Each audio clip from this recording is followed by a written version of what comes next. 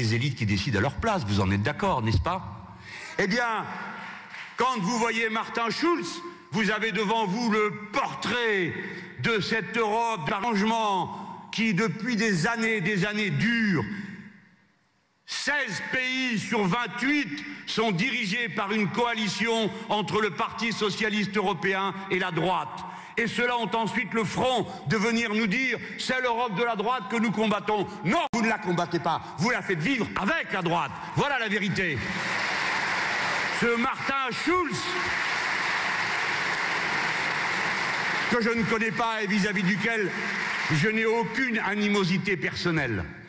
Ce Martin Schulz est président du Parlement européen précisément à la faveur d'un tourniquet entre la droite et le Parti socialiste européen. Tu m'as vu, me revoilà, tu me vois, je te vois, tu es président, puis c'est ton tour, puis c'est le mien, puis c'est le tien, et ainsi de suite.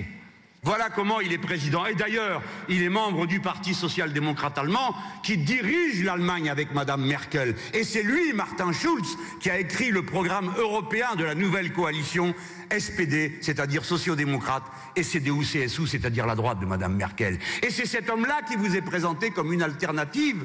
Mais de qui se moque-t-on? D'ailleurs, eux ne se paient pas de mots.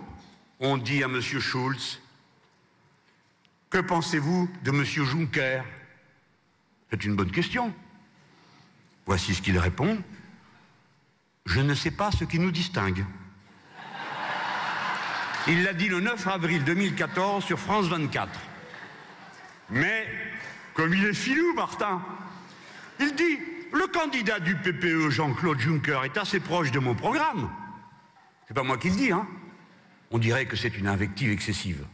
C'est lui qui le dit. Mais, dit-il, il est malin, si le PPE, c'est-à-dire le parti de droite, est très proche de Jean-Claude Juncker, c'est une autre question. Oui, M. Juncker est tellement éloigné de la droite qu'elle l'a désigné comme candidat. Bien, voyons ce que dit M. Juncker à propos de M. Martin Schulz. M. Juncker dit: mais je ne pense pas que la campagne consiste à pointer des différences là où il n'y en a pas. Nous sommes sur la même ligne. Ce sont les deux faces d'une même médaille. C'est lui qui le dit. Pas moi, lui. Eh bien, dans ces conditions, vous comprenez pourquoi vous devez, par un sursaut, mes amis, et je pense à vous, mes camarades, qui vous demandez quoi faire à l'occasion de cette élection. N'acceptez pas d'entrer dans cette comédie, dans cette mascarade où l'on se moque de vous, où une fois de plus on invente des débats qui n'existent pas pour que vous n'ayez pas les débats qui existent. Alors les voici qui, disent-ils, veulent réorienter l'Europe.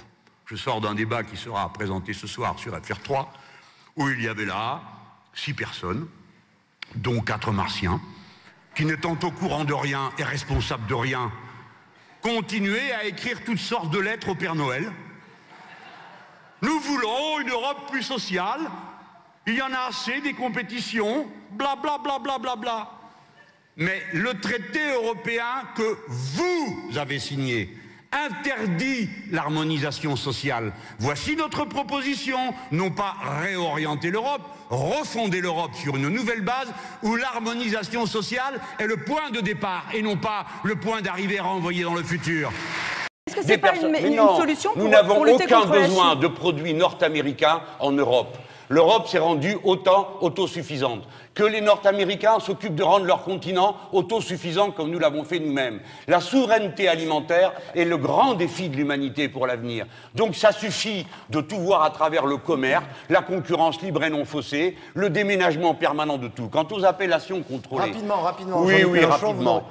Les têtes d'œufs de Bruxelles avaient inventé le vin rosé, pas en mélangeant le vin blanc et le vin rouge. Il a fallu qu'on aille tous avec nos pics et nos fourches pour empêcher que cela se fasse. Aujourd'hui, à l'heure à laquelle nous parlons, ils viennent d'inventer que l'on peut planter autant de vignes que l'on veut aux alentours des appellations contrôlées. C'est-à-dire qu'ils sont en train méthodiquement de détruire les appellations contrôlées pour que leur négociation du marché unique aille plus vite. Louis Alliot, et là-dessus, l'UMP, comme le PS, a tout voté tout le temps. Merci Jean-Luc Mélenchon. Louis Alliot, pour conclure, pour continuer sur ce traité, autant pour moi, j'étais déjà sur la conclusion de Jean-Luc Mélenchon. Vous voyez, j'avançais plus vite que la musique. Alors, ce traité, est-ce que pour nous, il ne va apporter, entre guillemets, que des soucis, ce traité transatlantique? Faut-il plus de protectionnisme, tout simplement? Non, mais il faut déjà gérer nos propres affaires à l'échelle française, à l'échelle européenne, avant d'aller voir avec les États-Unis si nous pouvons faire quelque chose, parce que nous sommes contre cette manière de voir cette construction de l'Europe. Oui, nous ne protégeons pas, protégeons pas nos frontières et nos productions. On voit les résultats aujourd'hui.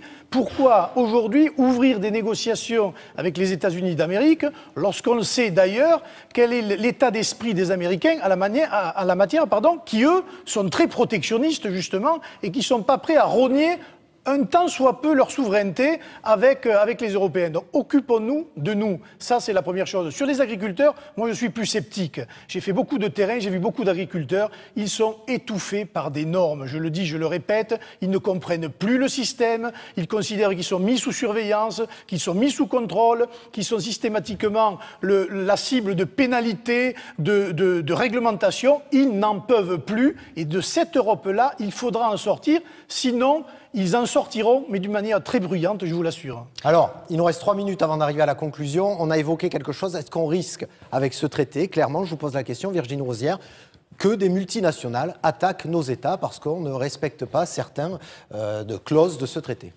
La question du tribunal arbitral qui pourrait condamner des États au profit de multinationales, effectivement, sur la table. Et c'est totalement contradictoire avec l'idée même d'un État qui, démocratiquement, détermine ses lois. On ne peut pas soumettre les lois d'un État ou d'un ensemble d'États comme l'Union européenne à un tribunal qui n'a aucune légitimité démocratique. Donc ça, c'est une ligne rouge dans ce traité. Mais si vous me permettez... Il a 18 ans de retard. Non, je voulais dire un mot sur le portrait qui a été fait des agriculteurs, parce que moi aussi, j'en ai vu un certain nombre des agriculteurs, et cette vision très étriquée de l'agriculture française me semble ne pas rendre justice à la réalité de ce qu'ils vivent. Moi, j'ai vu des éleveurs qui exportent le porc noir à l'extérieur de la France et même à l'extérieur du marché européen. Des producteurs de vin qui exportent aussi. Donc cette vision extrêmement étriquée qui veut nous replier sur nous-mêmes, elle ne rend pas justice à ce que font les agriculteurs. La menace de se faire attaquer par des multinationales en tant qu'État français, espagnol ou autre, elle est réelle ou pas, Louis Alliot? Je vous pose la question. Vous accusez du retard au niveau du temps de parole. Elle sera réelle si la négociation va dans ce sens. Et j'espère bien que nous allons arrêter la négociation pour tous les domaines d'ailleurs, mais celui-là particulièrement, oui. José Bové, justement sur cette question, est-ce qu'on risque de se voir attaquer pour la question des OGM ou du gaz de schiste?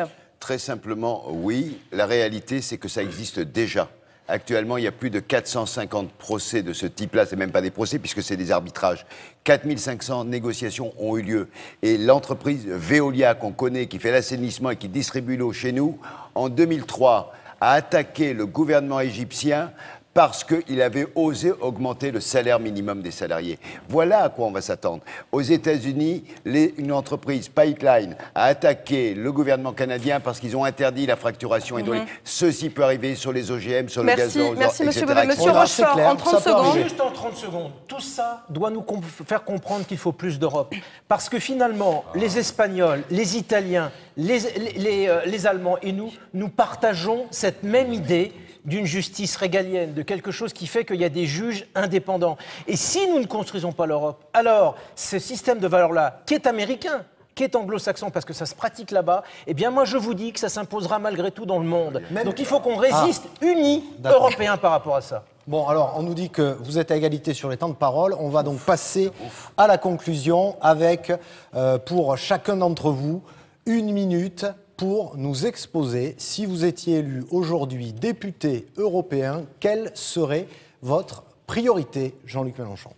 Eh bien, en premier lieu, informer, comme je l'ai fait pendant tout ce temps où j'ai exercé mon mandat, et même à travers la campagne présidentielle. Et deuxièmement, je prends un engagement solennel. En aucun cas, quelles que soient les circonstances, jamais je ne voterai la moindre directive de libéralisation et en aucun cas, jamais je ne voterai le grand marché unique avec les États-Unis d'Amérique, ni aucune disposition qui accroît la dépendance de l'Europe à l'égard de la politique de l'OTAN. Je demande que ceux qui nous écoutent l'entendent bien. Ils ont 1000 raisons d'être enragés contre l'Europe. Mais ils n'ont aucune raison d'abandonner leur pouvoir, car chacun d'entre nous ici, autour de cette table, s'il est élu, devra ou non lever la main pour ou contre l'asservissement aux États-Unis d'Amérique dans ce grand marché unique qui au fond serait le grand triomphe du libéralisme et du capitalisme contre la civilisation humaine. Merci Monsieur Mélenchon. Madame Alliot-Marie, si vous êtes élue, session à partir de juillet prochain, quelle est votre première action ? Ma première action sera d'essayer de mobiliser tout le monde autour d'une idée. C'est que désormais, et parce que les choses ont aussi changé depuis un certain temps, l'Europe doit se penser comme une réelle puissance stratégique dans tous les domaines. Le domaine économique, mais également le domaine de la sécurité et de la défense. On a très peu parlé cet après-midi de la paix, de la défense, des risques nouveaux qui naissent sur nos propres territoires et pour lesquels il faut une réponse qui soit une réponse forte, celle de l'Europe. Bien entendu, ensuite, il y a tous les autres problèmes que nous avons évoqués et sur lesquels ma position est claire. Il faut réintroduire du bon sens dans tout ceci. Nous avons besoin de l'emploi, nous avons besoin des entreprises dans tous les domaines. Nous ne devons pas pénaliser, ni en Europe, ni en France encore plus, nos entreprises par des normes ou par des coûts qui sont supérieurs à ceux de leurs concurrents extérieurs à l'Europe. José Bové, si vous étiez réélu député européen dimanche, votre priorité ? Ce serait d'abord de défendre et de protéger les citoyens européens. Continuer le combat contre les OGM, contre les pesticides, pour empêcher effectivement les prédateurs d'attaquer la vie quotidienne des citoyens. Ça veut dire deux choses. Ça veut dire d'abord mener ce combat, pas simplement dans l'hémicycle, mais aussi avec tous les gens qui se mobilisent en Europe et aux États-Unis pour faire capoter le projet d'accord transatlantique. Il faut le faire capoter avant qu'il arrive au bout. Et deuxième élément, qui pour moi est fondamental. Aujourd'hui, les gens souffrent, n'ont plus d'argent, les impôts, aujourd'hui, les pressures, et il y a 1000 milliards d'euros cachés dans les paradis fiscaux. Eh bien, cet argent doit être ramené pour soulager les revenus modestes et renforcer le budget de l'Union européenne. Ça doit être une priorité pour tous les députés. Monsieur Rochefort, quelle action ? Je vais vous dire, les jeunes. Le drame aujourd'hui de l'Europe, c'est les jeunes. Il faut que dans nos sociétés vieillissantes, nous donnions la priorité aux jeunes. Je veux par exemple un contrat d'apprentissage qui soit valable dans tous les pays de l'Europe, un Erasmus+ pour les apprentis. Et puis deuxième chose qui est quand même très important, moi je prends l'engagement ici, comme tous les candidats centristes pour cette élection dans toute la France, d'être un vrai député européen. Je ne suis pas candidat pour être en salle d'attente de je ne sais quel mandat dans quelques années. Je ne suis pas non plus, quelqu'un qui a été et qui a perdu dans un scrutin antérieur et qui se recycle au niveau européen. Et je prends également l'engagement d'une absence de cumul de mandats. Je ne serai pas élu d'autre chose que d'être député européen. Merci Robert Rochefort. Allez, on poursuit ce tour de table pour les conclusions. Avec vous, Louis Alliot, si vous étiez aujourd'hui élu député européen, quelle serait votre priorité ? Mais la priorité, ce serait de combattre cette logique politique et économique de l'Europe pour, je l'ai déjà dit, réorienter ce logiciel européen qui est devenu un logiciel fou, il faut bien le dire, avec des résultats apocalyptiques en matière économique et sociale, redonner du bon sens, redonner du courage, retrouver surtout une souveraineté, une indépendance nationale, lutter aussi contre les effets d'une Europe passoire qui fait qu'aujourd'hui, sans contrôle aux frontières, eh bien la France devient un territoire où s'accumule un certain nombre de données réelles et dangereuses, notamment la drogue, parce que c'est un problème dont on ne parle pas assez et qui est très important, et aussi évidemment l'immigration, parce que l'Europe est devenue une Europe passoire. Virginie Rosière, si vous êtes élue au mois de juillet prochain, première session. Vous l'avez vu, ma candidature incarne le renouvellement. Moi, je m'engage sur ces élections par conviction européenne. Je suis une Européenne convaincue et je ne me satisfais pas de ce que l'Europe est devenue. Je voudrais que l'Europe retrouve ses valeurs, l'humanisme, la solidarité. Et c'est ça que je veux défendre au Parlement européen. Et ça passe en premier lieu par la construction d'une Europe sociale. On a parlé du SMIC européen, mais aussi une protection sociale européenne, une harmonisation fiscale européenne. Et puis redonner ses valeurs justement humanistes et que l'Europe parle d'une voix forte sur la scène internationale pour les défendre et aussi qu'elle s'occupe de ce qui se passe en son sein et qu'elle plaide particulièrement, je pense en particulier à l'Espagne, pour les droits fondamentaux et les droits des femmes. Très bien, mais écoutez, merci. Nous, pour conclure, je vous rappelle que 25 listes concourent aussi pour ces européennes dans le sud-ouest. Alors, nous avons le Parti fédéraliste européen, la lutte ouvrière, faire entendre le camp des travailleurs, Euskadi Europan, pour une France royale au cœur de l'Europe. Nous, citoyens, liste amenée par Philippe Marty. Autre liste, programme libertaire pour une Europe exemplaire contre le sexisme et la précarité. Europe citoyenne, amenée par Marie-Jeanne Husset. La liste également Sopirate, dirigée par Éric Maheuet. Ensuite, pour une Europe des travailleurs et des peuples, envoyons valser l'austérité et le gouvernement avec Philippe Poutou. Nouvelle donne avec Joseph Boussion, citoyen du vote blanc et féministe pour une Europe solidaire. Autre liste, il y en a 25 en tout sur ce grand sud-ouest, circonscription, je vous le rappelle, qui s'étend de Languedoc-Roussillon jusqu'à l'Aquitaine en passant par Midi-Pyrénées. UPR Sud-Ouest emmené par Régis Chamagne. Démocratie réelle emmené par Samy Gazouane. Force Vie avec Jean-Claude Martinez. Debout la France, ni système ni extrême avec Nicolas Dupont-Aignan amené par Pascal Le Cellier. Vous allez voir, il y a des listes avec des noms à rallonge. Exactement. Espéranto, langue commune équitable pour l'Europe par Monique Juy. Liste anti-remplaciste, non au grand remplacement de Renaud Camus. Et enfin, Occitanie pour une Europe des peuples avec Martine Gros. Je le redis encore, on aura un seul tour de scrutin ce dimanche. Le 25 mai, Alors, dimanche. un seul tour à la proportionnelle. Un seul tour à la proportionnelle. Merci à vous d'avoir accepté ce débat. Merci à vous de nous avoir suivis.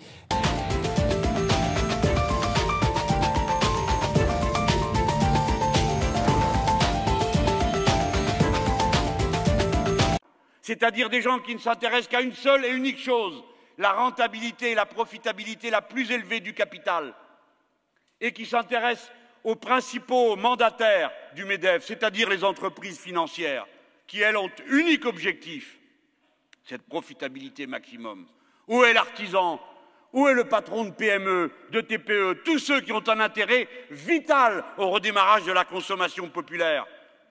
Du coiffeur, qui est, comme je vous l'ai déjà dit, comme les écrevisses dans la rivière. S'il y en a, c'est que la rivière est saine. S'il n'y en a plus, c'est que ça ne va pas. S'il n'y a pas de coiffeur, ça veut dire que c'est la première dépense à laquelle vous avez renoncé. De même que quand les restos ferment, c'est parce que vous n'avez pas de sous pour vous payer ce petit supplément. J'ai pris des exemples très limités, là. Mais c'est l'essentiel des faillites de l'année dernière, c'est ces professions-là. Et ensuite, toutes les petites entreprises, du bâtiment, du second œuvre. Combien, comme ça, dépendent de la consommation populaire? Eh bien, cela, ce n'est pas d'eux dont parle M. Gattaz. Jamais, jamais, jamais. Il faut enlever les charges, pour parler des cotisations. Ces gens-là n'aiment pas leur pays. Il faut voir comment ils en parlent. Lisez leurs journaux. Il n'est question que du déclin de la France, comme étaient les fachos d'avant-guerre. C'est la décadence des mœurs, bien sûr. Un papa, une maman, retour à la case départ. C'est la décadence. Les ouvriers ne veulent plus rien faire. Ils se gobergent, ils sont insolents, ils ont des drapeaux rouges et des syndicats. C'était ça leur discours avant, c'est leur discours à nouveau. Et ils en viennent à parler de notre patrie républicaine d'une manière inacceptable, honteuse, et nous on serre les dents. Imaginez qu'un seul d'entre nous parle de la France de cette manière. Et voilà, à japper. L'État est trop important. Et vous trouvez l'autre benet pour leur donner raison.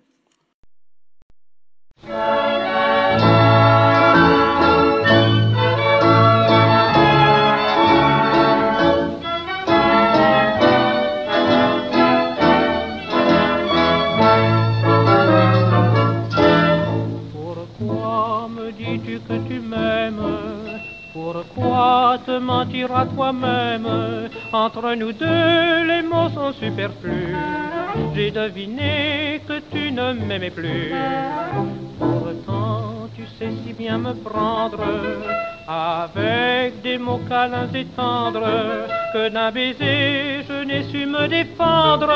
Et j'ai crié dans un rêve éperdu.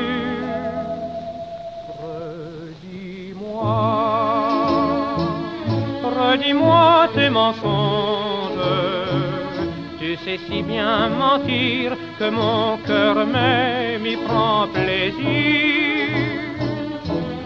Avec toi, tendrement je me plonge dans un bonheur facile et qui suffit à m'étourdir.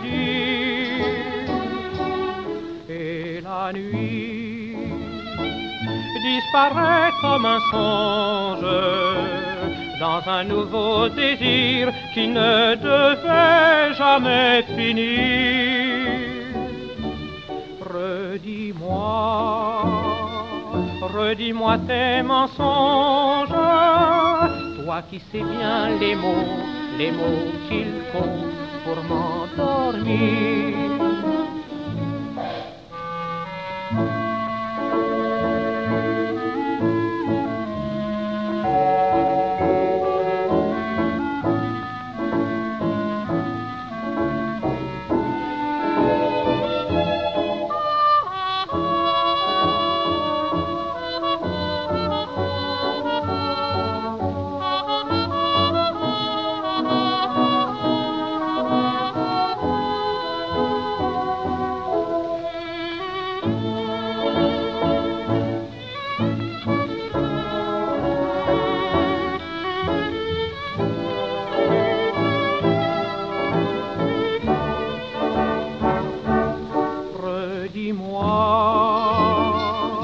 Redis-moi tes mensonges, toi qui sais bien les mots qu'il faut